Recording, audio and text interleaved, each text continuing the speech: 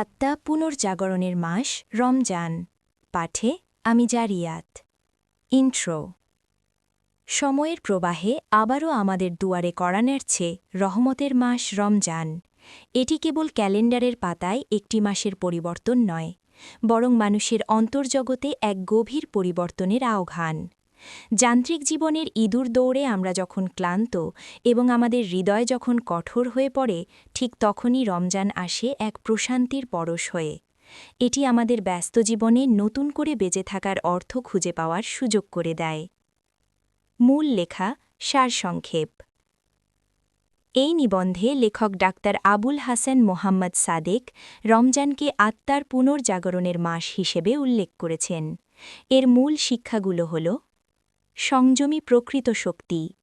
রমজান আমাদের শেখায় যে জীবনের আসল শক্তি অর্জন বা ভোগের মধ্যে নয়, বরং সংযম এবং ত্যাগের মধ্যে নিহিত। দিনের আলোতে বৈধ খাবার থেকে বিরত থাকা আমাদের মনের উপর নিয়ন্ত্রণ তৈরি করতে শেখায়। তাকওয়া অর্জন। রোজা কেবল না খেয়ে থাকা নয়, বরং এটি আত্মনিয়ন্ত্রণের একটি প্রশিক্ষণশালা। পবিত্র কোরআনের সূরা বাকারার ১৮৩ নম্বর আয়াতে স্পষ্ট করা হয়েছে যে রোজার মূল লক্ষ্য হল তাকওয়া বা আল্লাহ ভীতি অর্জন করা। সহমর্মিতা ও দানশীলতা। ক্ষুধা ও তৃষ্ণার অভিজ্ঞতা আমাদের সেই অভাবী মানুষদের কথা মনে করিয়ে দেয় যাদের জন্য অনাহার একটি প্রতিদিনের বাস্তবতা। তাই এই মাস দান, দয়া এবং সামাজিক দায়িত্ববোধকে জাগিয়ে তোলে।